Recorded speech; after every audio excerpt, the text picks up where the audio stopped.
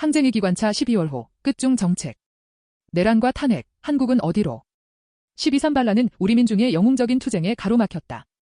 해제 직후부터 12월 14일까지 여의도 국회 앞은 촛불과 응원봉을 든 시민들의 발걸음이 끊이질 않았고 윤석열 탄핵과 내란 반란 속의 윤석열 체포를 한 목소리로 외쳤다. 이런 와중에 12월 7일 국민당은 박근혜 탄핵의 교훈을 운운하며 탄핵 반대를 당론으로 채택하고 윤석열 탄핵 소추안 표결에 대거 불참하며 정족수 미달로 법안 처리를 무산시켰다. 12월 12일 윤석열은 긴급담화에서 광란의 칼춤을 추고 있다면서 지금껏 국정마비와 국헌문란을 주도한 세력과 범죄자 집단이 국정을 장악하고 대한민국의 미래를 위협하는 일만큼은 어떤 일이 있어도 막아야 한다. 저는 끝까지 싸울 것이라며 내란을 선동해 민중의 분노에 기름을 부었다. 200만 민중이 집결한 가운데 동요한 국민당 의원들이 찬성으로 돌아서며 윤석열 탄핵 소추안이 가결됐고 헌재의 인용을 앞두고 있다. 윤석열은 어떤 사과도 없이 결코 멈춰서서는 안 될 것, 그동안의 노력이 허사로 돌아가지 않을까 답답하다는 망언만 늘어났다. 내란 수사가 시작되면서 12월 8일 김용현 전 국방장관이 긴급 체포됐고 12월 9일 윤석열이 출국 금지됐다.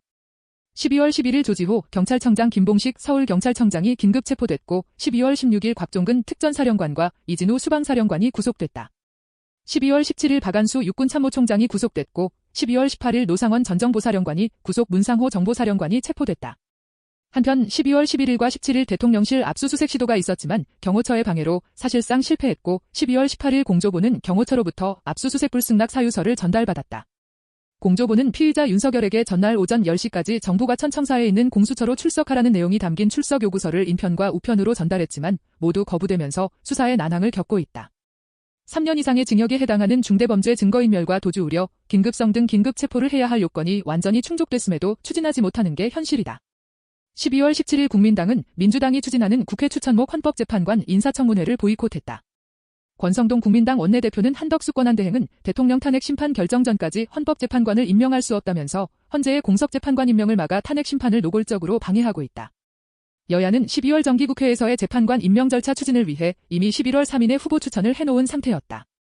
국민당은 조한창 변호사를, 민주당은 정계선 서울서부지방법원장과 마은혁 서울서부지법부장 판사를 각각 추천하면서 헌법재판관 3명의 후임자를 추천했다. 이미 합의한 내용을 국민당이 일방적으로 거부한 것이다.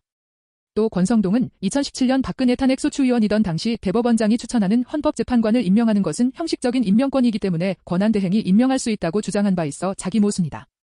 한편 한덕수 권한대행은 12월 19일 양곡관리법 등 6개 법안에 대한 거부권을 행사하고 내란특검법과 김건희 특검법 헌법재판소 재판관 임명을 거부하며 내란주범을 자처하다가 12월 27일 탄핵됐다. 박선원 민주당 의원이 12월 20일 대통령실이 탄핵소추안 표결 직전 국민당에 2주를 버텨달라고 요청했다는 제보 내용을 공개했다. 소극적으로 볼 수도 있다고 전제하면서 좀 더 확장해서 보면 현재의 국면을 뒤집기 위해 2주가 필요하다는 말로 해석될 수도 있다고 말했다.